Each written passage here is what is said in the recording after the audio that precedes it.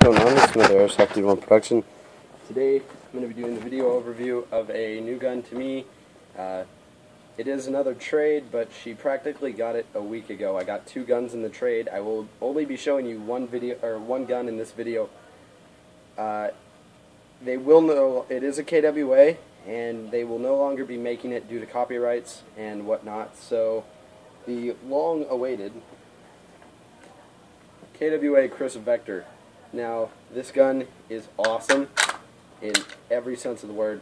The blowback system, you know, I know most gas blowback guns work exactly like the real one, but they went out of the way, or way past any expectation on this, working the Super V system where the bolt goes down, just like the real one. Hats off to KWA for doing that. So I'm going to start off at the rear and go to the front. I talked to the guys at AEX, and they said that she literally bought it a week ago.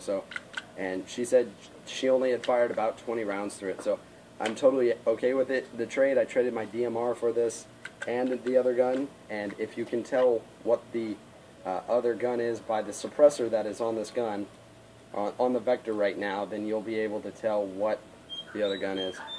So going from the back, it does have, the whole gun is pretty much polymer. Everything that's tan is polymer, just like the real gun, so don't worry about that. It's made out of the same stuff.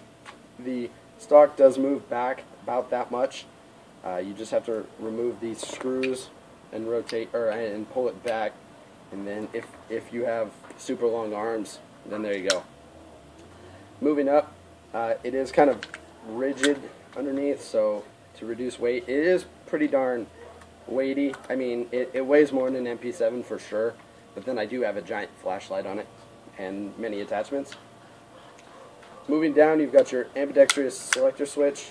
Well, this is the weird thing about this gun. It does have two selector switches. It has your safety selector switch and then your actual fire control selector switch. Right here you've got safety. Now it's on fire. Obviously, red, you're dead. That's something I like to go by. Then you've got your rear backup iron sight, and I'll just flip this down right now. There's a little pin you push in, pull it down, and then you just pull it straight up. You've got your rotating sling swivel, which is not QD. There is a screw on the bottom if you'd like to remove it, though. There is a sling mount hole right here. Probably most people will use that either for a 2-point, but I couldn't really see you using a 2-point on this gun, or for zip ties. Then down here you've got your little tab that you can pull out. Obviously it's not an AEG, so there's no motor in the grip. You can store maybe a micro flashlight or some batteries, or I don't know what you're going to store in there. I couldn't store a mag. Could you? I don't know. Let me see. No, a mag won't fit in there, but that would look really weird if you had an extra mag hanging out of the backwards, or the back of your gun facing backwards. There is 1 pin, 2 pin, 3 pin, 4 pin that you have to remove. 1, 2, 3, 4. To remove the Super V system entirely and fully and whatnot. It's a very simple system to operate, but it's super complex.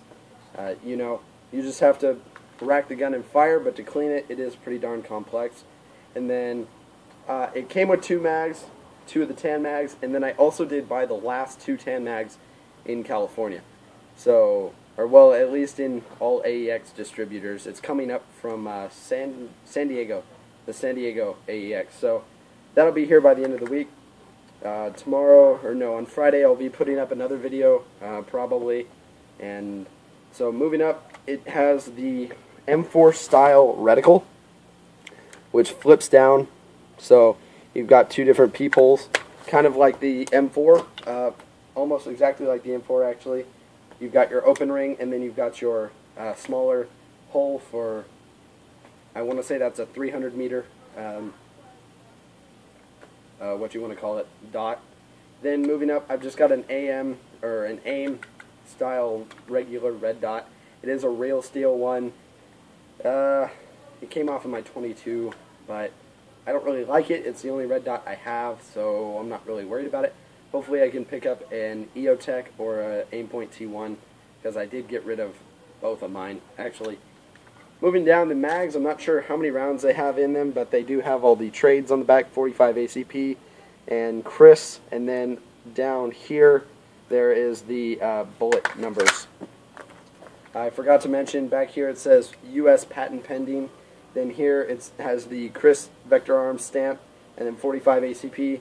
Same thing on the other side. On this side, it is engraved with, or it's stamped, KWA manufactured in Taiwan, an individual serial number, and then right here, as you can see, is your bolt system. So you pull it back, you can lock it. There are BBs in this mag, so that's how you would release it, just like this, and then you're good to go. So you can lock it, as seen here, without a mag in it and without the mag being empty. So should you need to cease fire and rock your bolt back, you can open it, inspect the system, make sure your system's operating, and then slam it forward. Another thing is you can put your mags in with the bolt closed. It is not an open bolt system like a Mac 11, so you don't have to worry about that. You only have your mag release on this side, which is in perfect space for your thumb. So if you fire it from here, watch out, because you might hit that and you might drop these really heavy mags and break them. It does have a plastic butt plate, and then it has the tan guard on it. The other two mags I got are tan, so they will have this. You also can buy the short mags, and if you can find KWA KRISS vector mags, they will increase in value because you won't be able to get them anymore. So hopefully I'll be able to get rid of that. Moving up, I've got my regular flashlight on the pressure switch, which is quite heavy, and I need to tighten that down. But flipping up, the front sight looks a whole heck of a lot like a 416 front iron, and I like it. It matches up perfectly with the open sight. Then moving up, like I said, if you can figure out what this is for, then you'll know what my next gun is. It does say Tokyo Marui, and it does say 45 ACP. Also a very rare gun. It's a foam-filled suppressor also, so it operates really good, and the directional sound from the front is very low, so it is nice and quiet. So the system is pretty darn loud, but the directional noise coming out of the front is very low. It does come with one rail on this side and the rail on the bottom, which is, you can remove this grip, so you can attach, say, an AFG if you want. I presume it would hang over, but I like this grip, and you can choke up on it real nice.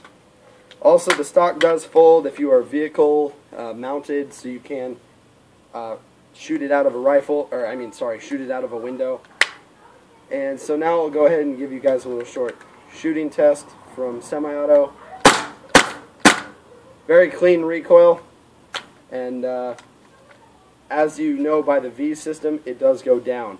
Soon I will be making a video on how to install a low flow valve inside the gas block. So there are no videos on YouTube on how to do that. So I'll be doing that, and hopefully you guys will learn how to do that. Then rotating down to 2-shot burst. And then the mag is dying. So let's get the other mag. Now this one is empty, so it should lock.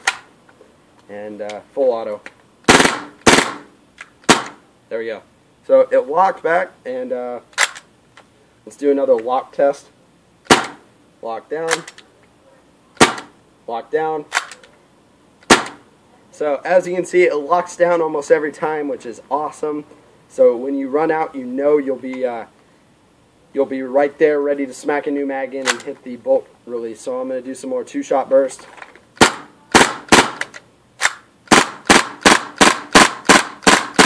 It is very good on gas. You can get probably about 90 shots off for every full gas charge, which is nice. I'll also make another video on how to disassemble the Super V system.